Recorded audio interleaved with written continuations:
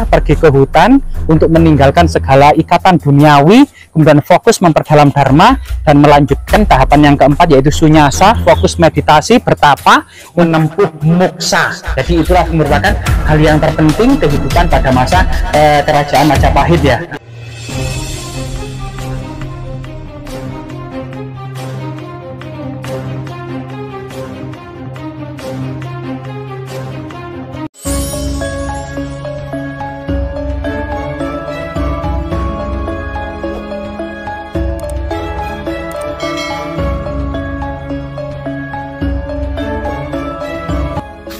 Apa itu bentuknya, seperti apa itu?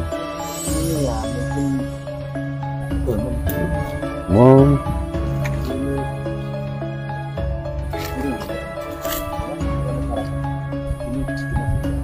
Oh iya. Jadi dikasih penahan ini semen ya, biar gak berubah ya. Oke. Okay.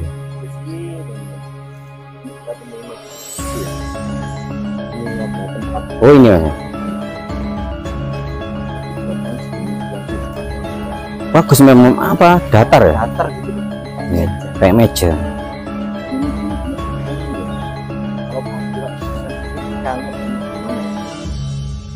Jarang ya memang. Iya, memang ini Alami asli. dari resi peninggalan apa itu? Keturunan warga Majapahit. Terus lihat ini ada berapa Pohon apa itu mas? Besar itu?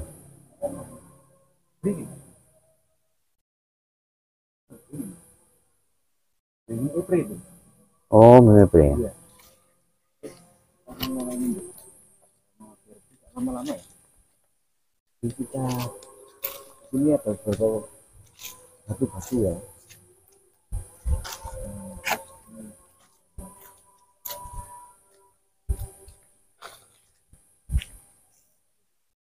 Masih ada air ya mas ya? Di sini ya teman-teman. Hari tepat di bawah pohon besar ini ya? Ini teman-teman, ada makam dari seorang Resi Ki Damar Bekti ya? Resi Damar Bekti Jayawiguno. Jayawiguno ya? Nama Damar ini bisa dikata mungkin ya. Iya. Itu dulu penemuannya itu makam itu bersinar seperti damar. Iya. Kalau damar itu kan bahasa Jawa, kalau bahasa Indonesia itu kan penerangan kayak lampu gitu loh. Iya, iya. Pencahayaan. Iya. Akan melihat dari makam dari Nabi. Assalamualaikum. Ya, assalamualaikum ya rayu. Ini mungkin bisa dikata ini dulu beberapa orang itu memang memperdebatkan kalau Majapahit itu kan tidak ada makam. Iya ya. Cuma memang ini mungkin di sini ada tempat usahanya, kemudian Tilasan ya. Iya, jadi kan tilasannya beliau. Iya. Makam dari Mbah Resi Damar Bekti Jayawiguno. Jadi kalau coba kita kirim doa Al-Fatihah.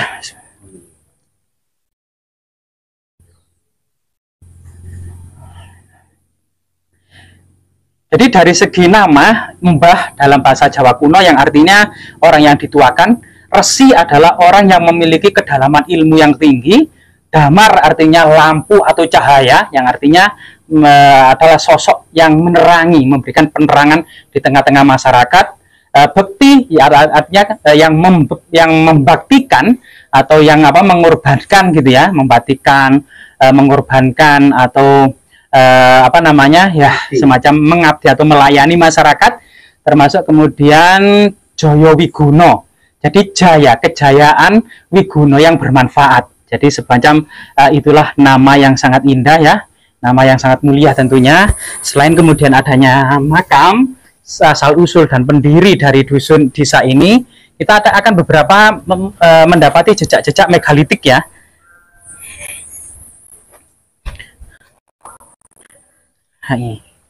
Jadi memang suasana cukup adem karena diduga ini di ketinggian sekitar 900 mdpl gitu ya, dekat dengan pendakian Lorokan, pendakian Lemanduwur, pendakian Rengganis, termasuk pendakian Bonkaji, dekat di atas ini aja. Nah ini. Nah ini artinya sedangkan pendakian tersebut itu ketinggiannya sekitar 1100, 1300 ya. Nah ini, dan di sini sekitar 900 mdpl. Jadi suasananya cukup adem. Sedangkan pada masa kolonial Belanda, memang area ini merupakan pusat perkebunan kopi. Karena kopi itu sangat baik ditanam di area dengan ketinggian 900 mdpl ke atas, sampai 1000 mdpl ya. Ini adalah tanah atau lokasi yang cocok untuk perkebunan kopi, terutama pada masa kolonial Belanda. Nah, disinilah kemudian ada beberapa, selain kemudian tadi jejak kuno, jejak Islam, ada jejak kabuyutan. Ada beberapa batu yang diduga kemudian batu dolmen dan batu menhir. Ada 4 buah batu menhir ya. Dan ini batu dolmen. Jadi ada beberapa batu dolmen itu meja batu atau meja persajian.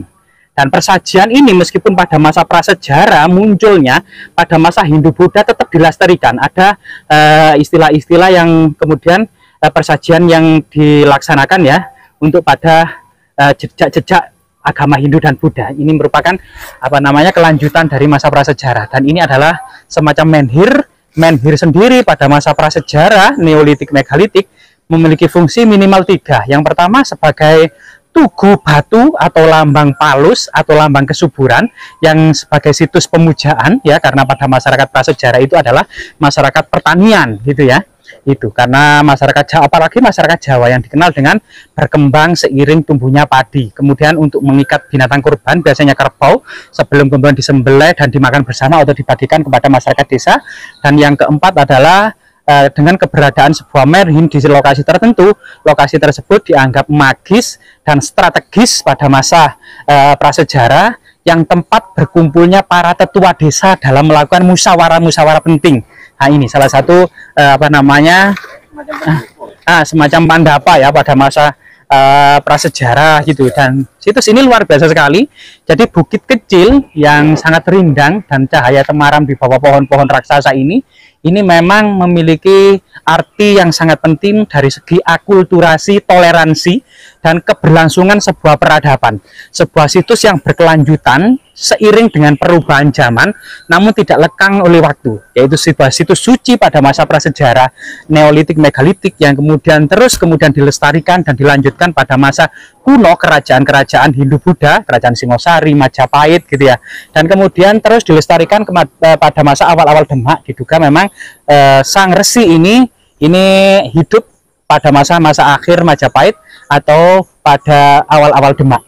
Sedangkan cerita tutur yang berkembang di masyarakat sendiri, Mbah Resi Damarbekti Jayawiguno awalnya adalah memang seorang pejabat tinggi kerajaan Majapahit, kemungkinan memang pemangku agama resi dari segi namanya, karena agama yang ada di Majapahit itu ada beberapa lembaga tinggi. Yang pertama adalah Dharma Daksa Kasaiwan, yaitu pemangku pejabat tinggi untuk agama Siwa atau Hindu. Sedangkan Dharma Daksa Kasogatan adalah pemangku pejabat tinggi untuk agama Buddha. Dan ada juga Karesian atau yang di bawah naungan Menteri Herhaji. Ini membawai karesian, kabuyutan, termasuk berbagai macam agama lokal di desa-desa, animisme, dinamisme ya. Jadi ini kemungkinan hal inilah yang menjadi kemudian awal karir dari Mbah Resi Damarbekti Jayawiguno, seorang pejabat tinggi agama resi yang mengabdi ke kerajaan Majapahit yang tidak jauh dari sini, sekitar 18 km saja dari lokasi ini, yaitu di Trowulan. Kemudian di usia tuanya itu menyempurnakan catur asrama ya, yang ke-3 dan 4, yaitu Wanaprastha, pergi ke hutan untuk meninggalkan segala ikatan duniawi, kemudian fokus memperdalam dharma, dan melanjutkan tahapan yang keempat yaitu Sunyasa, fokus meditasi, bertapa untuk menghilangkan segala noda dan dosa sampai menjadi jiwa yang suci, untuk kemudian obsesi menempuh moksa. Jadi itulah merupakan hal yang terpenting kehidupan pada masa kerajaan Majapahit ya. Nah ini. Dan ya, tujuan tertinggi kehidupan pada masa Majapahit adalah moksa. Moksa sendiri adalah mencatunya Atman, yaitu jiwa yang suci, yaitu arwah atau roh dari manusia itu dianggap percikan dari Zat Tuhan yang Maha Kuasa atau Brahman. Ketika seseorang sudah melakukan pertapaan, pensucian diri, itu maka arwah ini menjadi suci dan berhak kembali menempel kepada Zat yang Maha Kuasa atau Brahman, agar terbebas dari belenggu rantai reinkarnasi. Ketika seseorang itu masih memiliki dosa dan noda dalam kehidupan sebelumnya, maka akan dilahirkan kembali. Jika masih ada noda lagi, dilahirkan kembali tanpa putus, yang dikenal dengan samsara ya, kehidupan tanpa henti. Nah, ini. Jadi moksa sendiri pengertiannya selain bersatunya Atman atau nyawa kepada Brahman, Tuhan yang Maha Kuasa, juga merupakan pelepasan diri dan jiwa dari rantai reinkarnasi atau belenggu rantai reinkarnasi yang tidak putus-putus. Nah, ini adalah pengertiannya pada masa lalu ya. Jadi agama apa itu? Nah, ini jadi kepercayaan Hindu maupun Buddha. Iya. Sama ya? Ini? Sama. Jadi tradisi Hindu Buddha ini memiliki memiliki kepercayaan moksa, tujuan dan moksa dalam hidup ini. Terutama ini berkembang pada masa kerajaan Majapahit. Jadi terutama pada masa akhir Majapahit ketika Tomo Pires ya, seorang penjelajah Portugis datang ke Jawa. Itu sekitar tahun 1500-an ya, 1500-an itu masih mendapati di gunung-gunung itu masih ada sekitar 100.000 para pertapa, baik pertapa laki-laki maupun pertapa perempuan.